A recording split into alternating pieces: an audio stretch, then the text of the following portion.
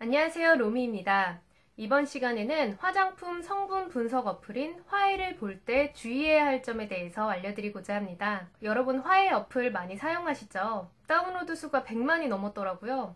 내가 쓰는 화장품에 혹시나 안 좋은 성분이 있는 건 아닐지, 내 피부의 변화가 혹시 그 주위 성분 때문이 아닐지 걱정해 본 적 있으시죠? 저도 이 화해 앱을 잘 사용하고 있는데요. 초반에 그거 사용하면서 좀 놀랐어요. 이렇게 내가 쓰는 화장품에 주위 성분이 많았나? 이렇게 놀란 분들 많으시죠? 아니 이거 계속 써도 되는 건가? 이렇게 위험한 거였나? 막 이런 생각 들잖아요. 그러면은 여기에 나와 있는 20가지 주위 성분 없다는 걸로만 사야 되나? 내가 쓰던 이 제품 괜찮은데 꼭 바꿔야 되나? 그러면 대체 이 위험한 성분을 왜 화장품에 넣어놨는지 궁금해지잖아요. 그래서 제가 화장품 연구원들한테 물어봤거든요. 대체 왜 안 좋다는 성분을 굳이 넣는지, 내가 쓰던 이 제품 그럼 바꿔야 되는 건지, 그 어떤 이해관계도 없는 사이고 솔직하게 얘기해달라 라고 들은 내용인데, 제가 설명드린 내용을 쉽게 풀어서 알려드릴게요. 제가 특히 또 민감성 피부라 그런데 예민하거든요. 저 같은 분 많을 거예요. 거기 보면은 20가지 주의 성분 해서 섭취 시에 간장, 신장장애가 올 수 있고 알레르기 유발물질로 알려져 있다, 이렇게 빨간색으로 딱 체크돼 있으니까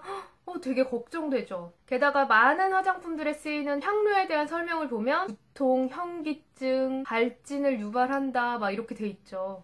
대체 왜 이렇게 위험한 거를 화장품에 넣어놓을까? 이런 생각 하신 분들 분명 계실 거예요. 근데 물어봤을 때 일단 이런 위험하다는 성분들이 100% 다 이 성분을 썼을 때 이런 결과가 있다라고 완벽하게 인과관계가 밝혀진 건 아니고요. 이렇게 위험할 수도 있다, 이런 가능성을 내포하고 있는 거래요. 그렇기 때문에 이 성분을 썼다고 해서 꼭 내 피부에 위험하다, 내 피부에 안 좋다라는 건 아니라는 거죠. 어마어마한 양을 발랐을 때 실제로 어떤 부정적인 영향이 있을 수 있다는 게 대부분이라고 하고요. 그러면 이 주위 성분이 의미 없다는 거냐? 그건 아니에요. 물론 피하는 게 좋지만 무조건 다 이거 나한테 쓰면 다 안 좋아? 그거는 아니라는 거죠. 제가 굉장히 민감성 피부인데 제가 썼을 때 괜찮은 제품인데 그 화해 어플에서는 20가지 주의 성분이라면서 뜬 제품들이 좀 있어요. 근데 그러면 그걸 안 써야 되냐? 그게 아니라 본인 피부에 알레르기를 일으키는, 본인 피부에 안 맞는 성분들이 있는 거죠. 그래서 내가 썼을 때 나는 피부 좀 괜찮아지는 것 같았고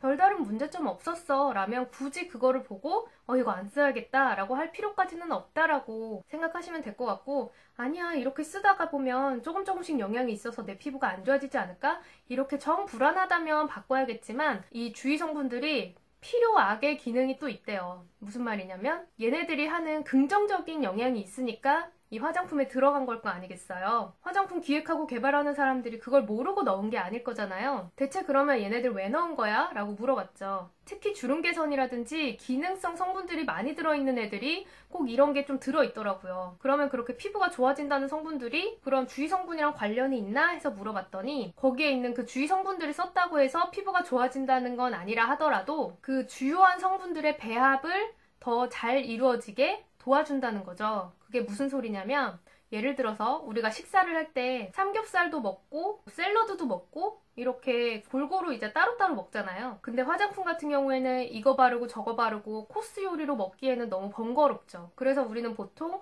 한 가지 화장품에 다양한 기능이 있는 걸 원하잖아요. 근데 그렇게 하나의 화장품에 다양한 기능을 넣다 보니까 잘 안 어우러지는 애들이 있는 거예요. 보통 우리가 화장품 사서 이렇게 발라봤을 때 그 제형, 촉감을 중요시하죠. 얼마나 잘 흡수되는지도 중요하고요.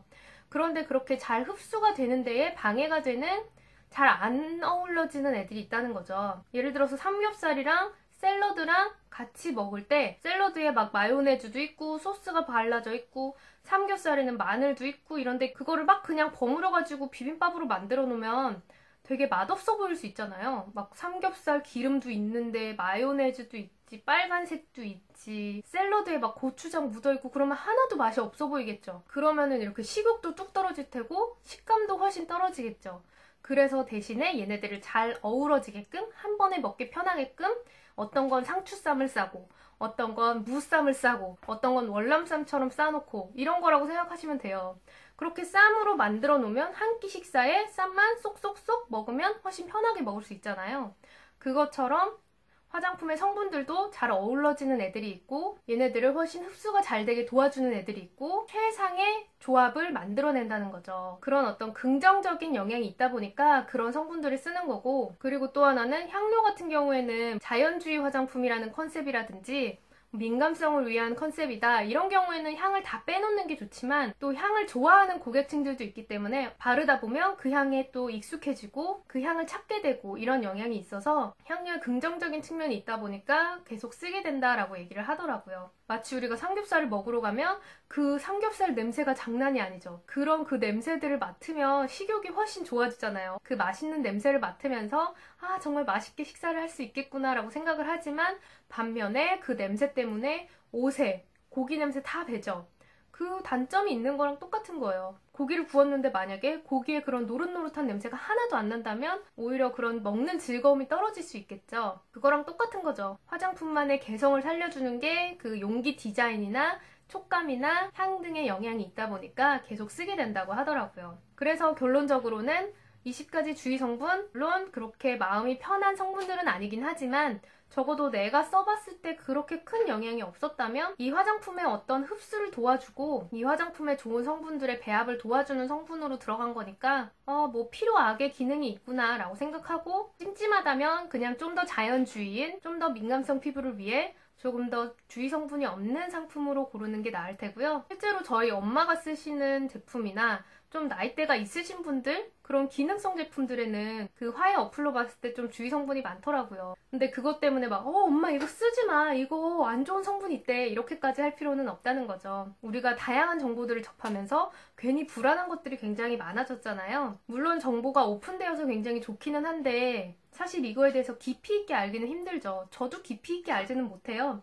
하지만 너무 그거에 막 신경을 쓰고 이거 어떻게 해야 되지? 이렇게 고민하기보다는 피부 타입에 맞춰서 나에게 잘 맞는 상품 쓰시는 게 제일 나은 선택인 것 같아요. 또 궁금하신 점 있으시면 댓글 남겨주시고요.